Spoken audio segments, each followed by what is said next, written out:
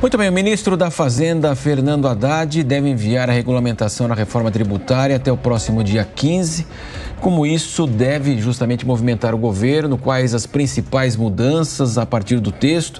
Vamos saber agora com o Daniel Moretti, que é advogado tributarista e também professor de Direito Tributário. Daniel, muito prazer tê-lo conosco. Então, nós tivemos a votação lá no Congresso e agora há todo o detalhamento, da reforma para que ela possa ser colocada em prática. O senhor imagina que teremos, então, um aprofundamento da discussão e fica toda a expectativa qual será nosso IVA, até 30, o maior do mundo? Muito bom dia ao senhor. Bom dia, Marcelo. Bom dia a todos que nos ouvem e nos assistem aqui na Jovem Pan. Sem dúvida, com a aprovação da reforma tributária no final do ano de 2023, o governo passou a ter um prazo para apresentar as propostas de regulamentação dessa reforma tributária. Ou seja, é necessário que se elabore aí um conjunto de leis complementares que vão detalhar e que vão trazer as minúcias daqueles temas necessários, daqueles pontos necessários para que aquilo tudo que foi construído na reforma tributária, na reforma constitucional, possa ser colocado em prática. O governo iniciou o ano de 2024 já empenhado nessa função e, para isso, o governo criou 19 grupos de trabalho, grupos técnicos de trabalho, Marcelo, cada um deles voltado a uma temática específica dentro desse conjunto de regras que precisam ser construídas. O governo, a princípio, tem o prazo de 180 dias a partir de 20 de dezembro para a apresentação dessas propostas de lei complementar, mas sabe-se que estamos em um ano eleitoral e que, portanto, neste ano, a partir do segundo semestre, dificilmente se aprova alguma coisa diferente no Congresso Nacional. Então, o governo tem acelerado o passo exatamente para tentar apresentar já no dia 15 de abril cogita-se as suas 2 ou 3 propostas de leis complementares para essa regulamentação. Moretti, bom dia, bem-vindo, obrigada pela participação. Você disse tudo, né? Seria necessário que essas regulamentações fossem aprovadas ainda no primeiro semestre e tudo depende desse envio dessas leis complementares para o Congresso Nacional. Eu costumo dizer o seguinte, né? Nós tivemos a aprovação da PEC que estabeleceu o destino da reforma tributária, né? Para que sistema vamos migrar? Agora essas leis são essenciais porque elas vão definir quais são as rodovias, quais são os caminhos que vão nos levar ao estabelecimento desse sistema. Para além dessa questão do IVA, o que mais precisa ser definido nessas leis complementares? Lívia, veja só, dentro desses 19 grupos técnicos de trabalho que eu mencionei, estão sendo estudadas e construídas as propostas efetivas. Além desses grupos de trabalho instalados pela própria Secretaria da Receita Federal, toda a sociedade civil, os grupos que reúnem empresas, os grupos representativos de determinadas categorias econômicas, os grupos de universidades, de academias em geral, estão estudando, estão trabalhando em propostas de textos também para que sejam enviadas notas técnicas ou seus comentários ou seus pleitos, tanto ao Ministério da Fazenda quanto ao Congresso Nacional, quando esses projetos lá chegarem. E além da definição do IVA, né, para que nós tenhamos, na linha daquilo que determinou a Constituição Federal, efetivamente um imposto sobre valor agregado, um imposto que só seja cobrado sobre aquele montante que eu incluo a operação. Quer dizer, se eu compro por 50 e vendo por 100, efetivamente eu só posso pagar imposto sobre os 50 que eu incluí a essa operação. Isso é IVA, isso é imposto sobre valor agregado. Mas não é só isso que precisa ser detalhado por essas leis complementares. É preciso que se detalhe, por exemplo, quais serão os critérios para a cobrança do imposto seletivo que foi previsto na emenda constitucional, aquele que vai ser cobrado sobre bens nocivos à saúde e ao meio ambiente. Como é que se dará a integração entre os poderes, entre cada âmbito da federação, entre a União, os estados e os municípios? Porque, veja, nós saímos de um modelo que possuía uma divisão em 3 camadas, União, estados e municípios, e temos agora um modelo que divide em 2 camadas, um tributo da União e um outro tributo que fica com os estados e municípios. Mas a ideia, aquilo que determina a Constituição Federal, é que haja uma uniformização e integração. Então, todas as minúcias precisam ser implementadas por meio dessas leis complementares. Tá? Como é que será a fiscalização? Não pode existir um critério de fiscalização no âmbito federal e outro critério de fiscalização em âmbito estadual e municipal. Não pode existir uma sistemática para discussão de dívidas tributárias em âmbito federal e outro em âmbito estadual e municipal, como acontece hoje em dia. Então, todos esses itens que estão sendo preparados por esses grupos técnicos e que deverão ser apresentados nessas propostas que estão chegando por aí.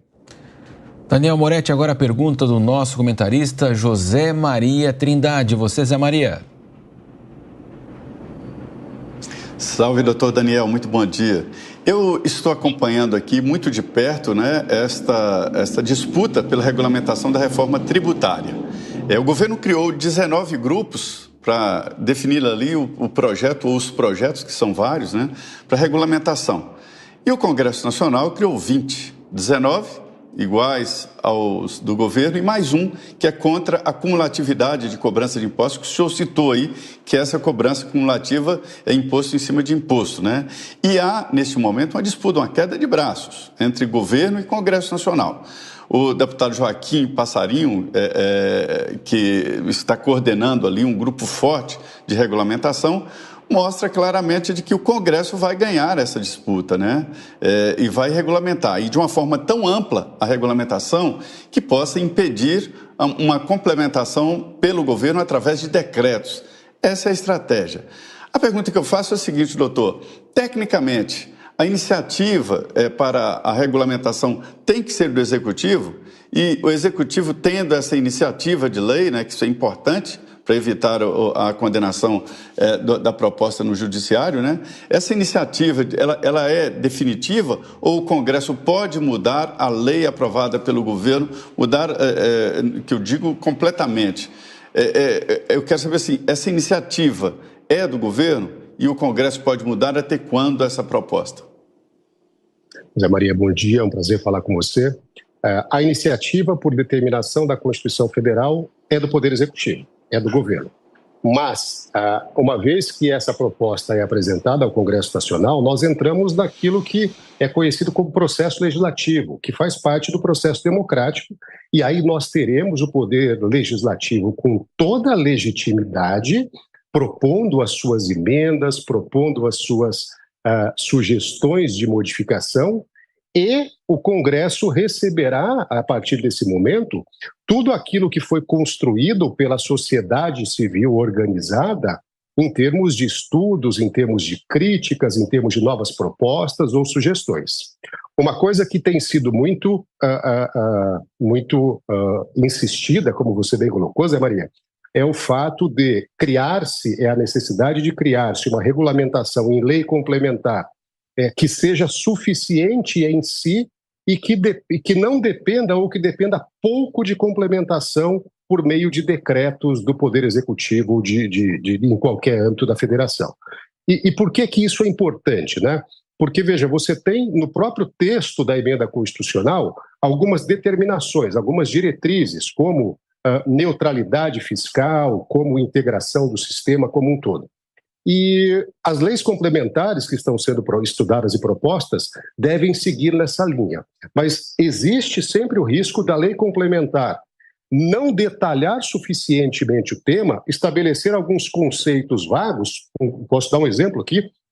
A Constituição fala que a não cumulatividade, o crédito dos tributos, ele deve ser garantido com exceção daqueles itens de uso pessoal. O que é item de uso pessoal dentro de uma empresa? Tá? Será que é aquilo que é utilizado como um todo por todos aqueles que trabalham na empresa, itens utilizados para a limpeza da sede da empresa, por exemplo? Ou é o item utilizado em benefício exclusivamente do sócio da empresa?